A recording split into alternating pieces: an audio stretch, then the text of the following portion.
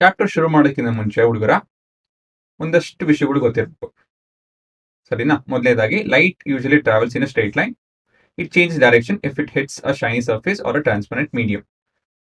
ಇದೆಲ್ಲ ಗೊತ್ತಿರ್ಬೋದು. ಈ ಟ್ರಾನ್ಸ್ಪರೆಂಟ್ ಮೀಡಿಯಂ ಬಗ್ಗೆ ಅಷ್ಟೊಂದು ಗೊತ್ತಿರಲ್ಲ. ಇನ್ನು ಮಿಕ್ಕಿದೆಲ್ಲ ನೀವು ನೋಡಿದಿರಾ. Light travels in a straight line, ಮತ್ತೆ ಒಂದು ಮಿರರ್, ಒಂದು ಕನ್ನಡಿನ ಇಲ್ಲ ಅಂತ ಹೇಳಿದ್ರೆ ನೀರೋ ಏನೋ ಒಂದು ಹೊಡಿತು ಅಂತ ಹೇಳಿದ್ರೆ ಇಟ್ ವಿಲ್ ಬೌನ್ಸ್ ಆಫ್. ಒಂದಷ್ಟು ಬೆಳಕು ಬೌನ್ಸ್ ಆಗುತ್ತೆ ವಾಪಸ್, ಅಲ್ವಾ? ಮುಂದಿನ point, the direction of the path of the light in which the light is travelling is called a ರೇ. ಏನಿದು ಅಂತ ಹೇಳ್ತೀನಿ ಒಂದೇನು ಸೆಕೆಂಡು. ಮೊದಲನೇದಾಗಿ, ಈ ಯಾವ್ದಿದು ಇದು ಕೊನೆ ಚಿತ್ರ ಬಿಡಿಸಿದೆ ನೋಡಿ ಚಿತ್ರ, ಇದನ್ನ ನಾವು ಲೈನ್ ಅಂತ ಹೇಳ್ತೀವಿ, ಅಲ್ವಾ? This the representation of a line. It will never end or start. ಇದು ಕೊನೆ ಇಲ್ಲ ಮತ್ತೆ ಬಿಗಿನಿಂಗು ಇಲ್ಲ ಅಂತ ಹೇಳಿ, ಅಲ್ಲ? ಎಲ್ಲಿಂದನೂ ಶುರು ಆಗಲ್ಲ, ಎಲ್ಲೂ ಕೊನೆನೂ ಆಗಲ್ಲ, ಅಲ್ವಾ? ಇದಾಯಿತು ಅಂತ ಹೇಳಿದ್ರೆ ಇದು ಕೊನೆನೂ ಇದೆ, ದೇರ್ ಇಸ್ ಅ ಸ್ಟಾಪ್, ಮತ್ತೆ ಎಲ್ಲಿಂದ ಶುರು ಆಗುತ್ತೆ ಅಂತಾನೆ ಕೂಡ ಹೇಳ್ಬೋದು, ಸ್ಟಾರ್ಟ್. ಇದಕ್ಕೆ ನಾವು ಲೈನ್ ಸೆಗ್ಮೆಂಟ್ ಅಂತ ಹೇಳ್ತೀವಿ. ಲೈನ್ ಸೆಗ್ಮೆಂಟ್ ಅಂತ ಹೇಳಿದ್ರೆ ಪಾರ್ಟ್ ಆಫ್ ದ ಲೈನ್, ಅಲ್ವಾ? ಇದು ನಿಮ್ಮ ರೇ ನೋಡಿದಾಗ ರೇಲಿ ಹೇಗಿದು ರೇ ಅಂತ ಹೇಳ್ಬೋದು ಅಂತ ಹೇಳಿದ್ರೆ, ray has a start but no end. ಸರಿನಾ? So ray has a start but no end. ಆಯ್ತಾ? ಸೊ ಒಂದು ಪುಟ್ಟ experiment to show you guys that light travels in a straight line and an example of a ray. ನೋಡಿ,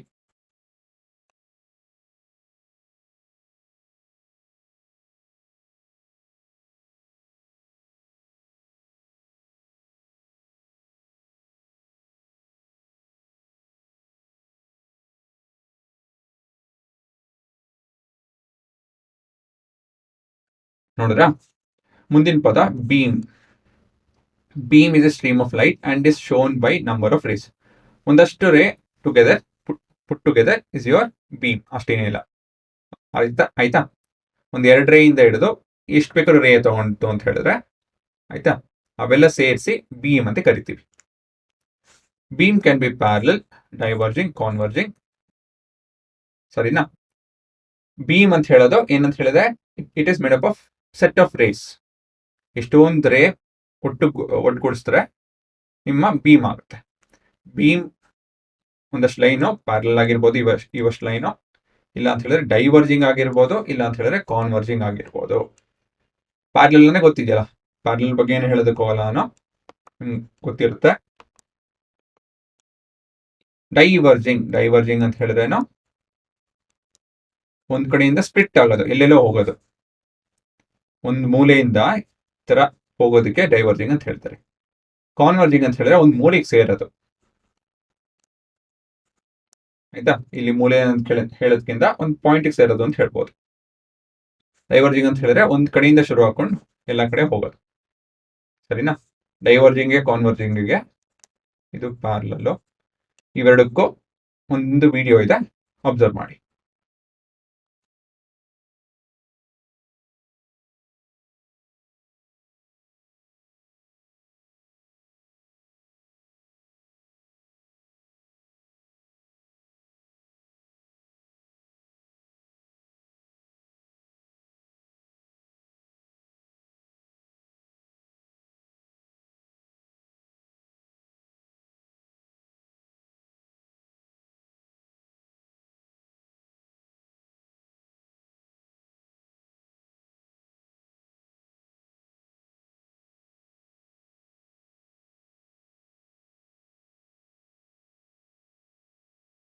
ನೋಡಿದ್ರಾ?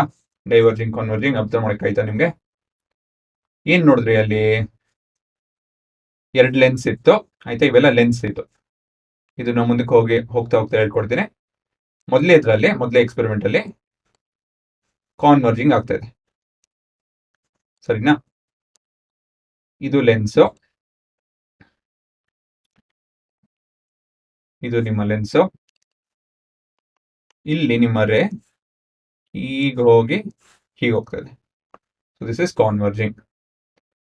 ಇಲ್ಲಿಂದ lens ನಿಮ್ದು diverge ಆಗ್ತದೆ. So this is an example of diverging.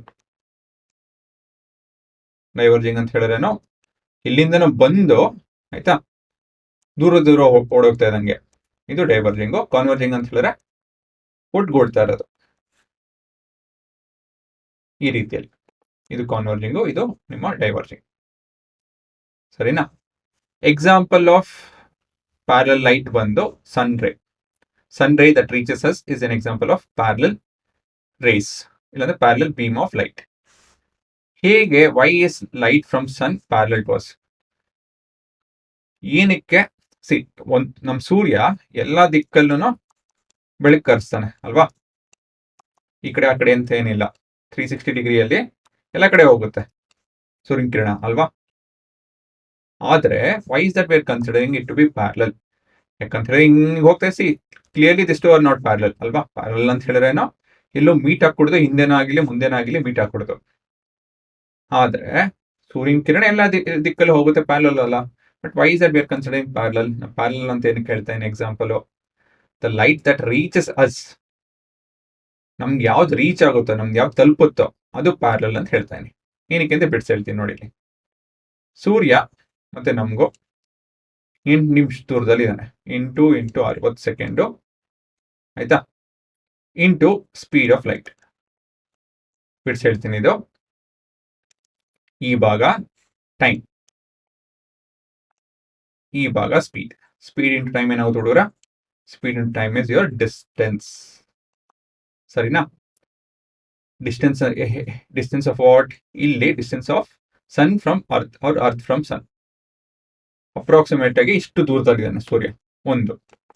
ಮತ್ತೊಂದು ಏನಂತ ಹೇಳಿದ್ರೆ, ನಾವಿರೋ ಭೂಮಿ ತುಂಬಾ ಪುಟ್ಟದು, ಸೂರ್ಯನ ಎದುರುಗಡೆ ತುಂಬಾ ಪುಟ್ಟದು. ಹಾಗಾಗಿ ಸೂರ್ಯನ ಕಿರಣ ಯಾವ್ದು ಬರುತ್ತೋ ನಮ್ಗೆ ಆಯ್ತಾ, ಸೂರ್ಯನ ಕಿರಣ ಯಾವ್ದು ನಮ್ಗೆ ಬರುತ್ತೋ ಈ ರೀತಿಯಲ್ಲಿ ಬರುತ್ತೆ, ಪುಟ್ಟದು ಅಷ್ಟೇನೆ. ಇಷ್ಟೊಂದು ಹೋಗುತ್ತೆ ಸೂರ್ಯನ ಕಿರಣ, ಎಲ್ಲೆಲ್ಲೋ ಹೋಗುತ್ತೆ. ಆದ್ರೆ ನಮ್ಗೆ ಬರೋದು ಓನ್ಲಿ ಸ್ಮಾಲ್ ಪರ್ಸೆಂಟೇಜ್ ಅಂತ ಹೇಳ್ಬೋದು, ಪುಟ್ಟು ಪರ್ಸೆಂಟೇಜು. ಅದರಲ್ಲಿ ಆಯ್ತಾ, ನಾವಿರೋ ಜಾಗ ಭೂಮಿ ಮೇಲಿರೋಂಥ ಜಾಗ, ನಾವು ಅದರಲ್ಲೂ ಪರ್ಸೆಂಟೇಜ್ ಕಮ್ಮಿನೇ, ತುಂಬಾ ಅಂದ್ರೆ ತುಂಬಾ ಕಮ್ಮಿ ಪರ್ಸೆಂಟೇಜು. ಅದರಲ್ಲೂ ನಾವು ಉಪಯೋಗಿಸುವಂತ ಲೆನ್ಸ್, ಮಿರರ್ ಆಯ್ತಾ, ಲೆನ್ಸ್ ಮಿರರ್ ಎಲ್ಲ ಏನಾಗುತ್ತೆ, ಅದು ಪುಟ್ಟದು. ಸೊ ಸೂರ್ಯನ್ಗೆ ನಾವು ಉಪಯೋಗಿಸುವಂತ ಲೆನ್ಸ್ ಮಿರರ್ ಎಲ್ಲ ನೋಡ್ತು ಅಂತ ಹೇಳಿದ್ರೆ ಏನಾಗುತ್ತೆ, ಇದ್ರ ಸೈಜು ಕಂಪೇರೇ ಮಾಡೋಕ್ಕಾಗಲ್ಲ, ಹೋಲ್ಸಕ್ಕೆ ಆಗಲ್ಲ ನಾವು. ಹಾಗಾಗಿ ನಾವೇನ್ ಹೇಳ್ಬೋದು ಅಂತ ಹೇಳಿದ್ರೆ, ಸೂರ್ಯನ ಕಿರಣ ಈ ಲೆನ್ಸ್ಗೆ ಆಯ್ತಾ ಪ್ಯಾರಲಲ್ ರೇ, ಬೀಮ್ ಆಫ್ ರೇ ತರ ಕಾಣುತ್ತೆ. ಸರಿನಾ?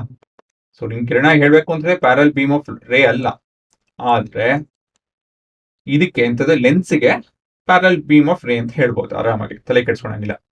ಈ ಪಾಯಿಂಟ್ ಮನ್ಸಲ್ಲಿ ಇಟ್ಕೊಳ್ಳಿ. ಸರಿನಾ? ಇವೆಲ್ಲ ಅರ್ಥ ಮಾಡ್ಕೊಬೇಕು. ಅರ್ಥ ಮಾಡ್ಕೊಂಡ್ರೆ ನಿಮ್ ಚಾಪ್ಟರ್ ಚೆನ್ನಾಗಿ ಅರ್ಥ ಆಗುತ್ತೆ. So light from the sun is parallel to us ಅಂತ ಹೇಳೋದು ನಾವು ಕೇಳ್ಕೊಂಡಿರಿ. ಡೈವರ್ಜಿಂಗು ಕಾನ್ವರ್ಜಿಂಗು ವ್ಯತ್ಯಾಸ ಗೊತ್ತಿರ್ಬೇಕು. ಕಾನ್ವರ್ಜಿಂಗ್ ಅಂತ ಹೇಳಿದ್ರೆ ಒಂದ್ ಕಡೆ ಸೇರೋದು, ಡೈವರ್ಜಿಂಗ್ ಅಂತ ಹೇಳಿದ್ರೆ ಒಂದ್ ಕಡೆಯಿಂದ ಹೋಗೋದು. ಸರಿನಾ? ಸೊ ಇದನ್ನೆಲ್ಲ ಒಂದೇ ಏನು ಬಿಡಂಗಿಲ್ಲ, ನೀವು ಎಲ್ಲ ಬರ್ಕೊಬೇಕು.